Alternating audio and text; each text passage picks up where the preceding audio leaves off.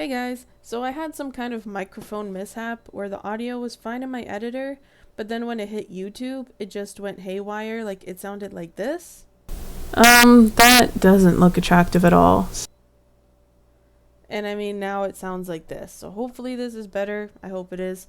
But anyways, we're gonna do a voiceover just because I didn't really want to re-record and then re-edit everything, so we're gonna try this and see how it works. Let's get to it.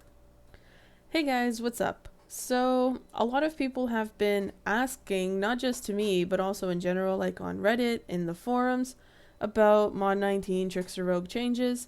So I thought I would do a little video on that. To be honest, there isn't a lot to cover, but still, I'm going to talk about it. So let's open live and let's open preview and let's take a look. So I've already gone ahead and I've compared all the powers to each other, both for Assassin and a Whisper Knife, and I didn't really find anything, to be honest. There's only like one little thing I found, but I did look at the cast speed, the cooldowns, the range, the general tooltip. I compared everything the best I could. I didn't do any like official testing to make sure everything is still working as intended, but this is under the presumption that it is. The only thing I did notice was that on Assassin, some of the powers have a longer cooldown period, just by 0.1 seconds. So you can see like Blade Flurry is 11.4 seconds, but then on preview it's 11.5 seconds, and Lashing Blade 11.4 seconds, and then it's 11.5 seconds. Now, not all the powers have that extended cooldown. Assassinate, it's kind of cutting off on the screen here, but it's the same cooldown on like both live and preview. So, I mean, I think Bait and Switch is 0.1 extra. Yeah, so ITC is still 19.1. Wicked Reminder, or no, Death Strike is 13.3. So, I mean, overall, the powers are still the same. They still do the same thing. They still deal the same damage.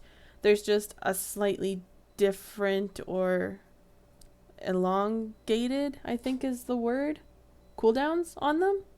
But either way, that's about the only thing. It's not really a game changer at all. Like, you're not even going to notice 0.1 seconds.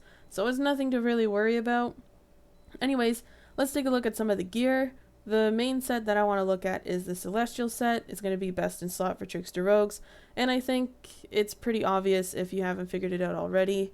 Aside from the fact that the Digger looks absolutely stunning, and it looks basically like very identical to the Howling Diggers. For anyone that remembers Elemental Evil, you know, I think they were the air ones, but they were called the Howling ones.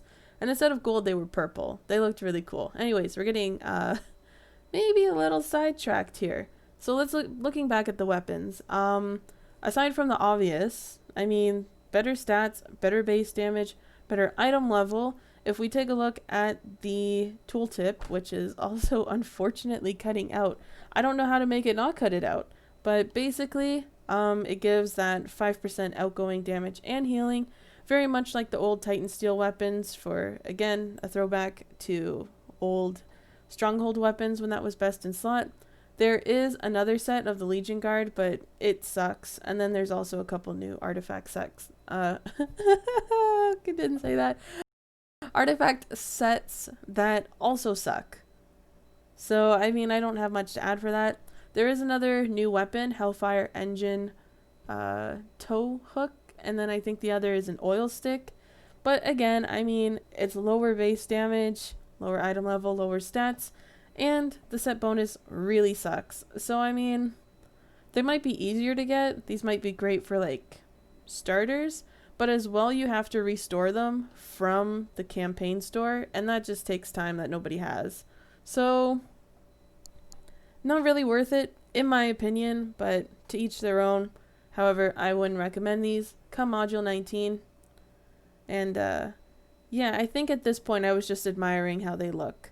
Oh yeah, because I really wanted them to look like the one in the display, and then they don't look like that. It sucks. And then we're just at the Lion Guard. So, mounts, as you've heard, there's mythic mounts.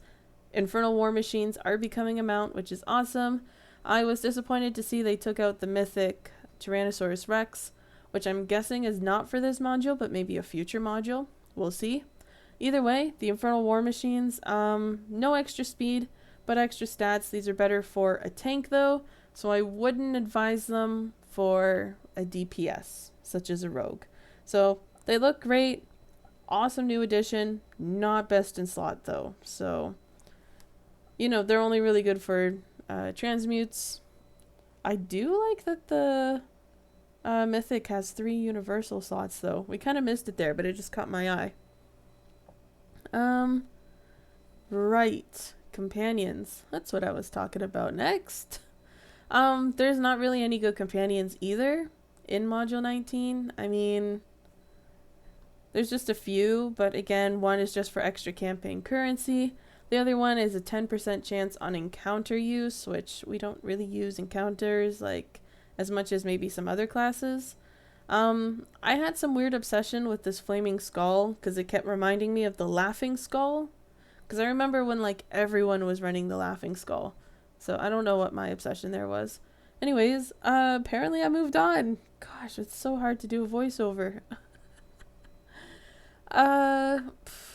Right, I was looking for gear and I was really appalled at the lack of epic gear shown in the collections page. I'm sure there's new gear coming with the new module because there is a hunt master NPC and there's also treasure maps, which makes me think there has to be some kind of new gear. It's just not on the collections page yet, but I would definitely stay tuned for that. And if and or when it comes, I will be sure to talk about it. Moving on, the trade bar store. Lots of new goodies coming on the trade bar store. Like they've really upgraded it and done one because this is amazing. Honestly, like rank 15 enchantments. Can't get better than that. As well, the mounts, epic mounts, I mean that didn't really change, but the insignias, yeah, that's pretty good. 100 trade bars isn't a bad deal. Artifacts are all the newer artifacts, which makes them easier to get. Then, something to mention, the old gear is being removed from the trade bar store, so if you don't have it already and you want it, like, they're not going to be available at all anymore, as far as I know, so it's a good time to get those if that's something you're interested in. I know it's kind of like, it feels like a waste of trade bars, but you consider it's the last time you'll probably be able to buy them. I'd recommend it. Fashion hasn't changed. Let's see, dyes haven't really changed. I mean, dyes are a one-time purchase, so whatever. So I mean, that's cool. Right, and then there is obviously the new campaign. I was a little insulted. I don't think that's the word I was going for. That by the fact that compared to Vernus, there's like a 1k item level difference, when in reality Path of the Fallen feels a lot more difficult in terms of like combat on the map and everything than Avernus. The actual shop itself isn't that impressive. It's not impressive, but it's not impressive either, but it's there, so I mean, take it as you will. It's a pretty short-ish campaign, but that's cool. Yeah, I don't know if I had anything else to add. Yeah, I don't think I did, so I think I can actually cut this video early. Look at me. Yeah, thanks for watching. Sorry for the confusion. I'm not really sure what happened with the audio, but hopefully this sounds better. If it doesn't, then it's something on YouTube's end, for sure. But anyways, yeah, thanks for watching. Don't forget to subscribe, and ciao for now.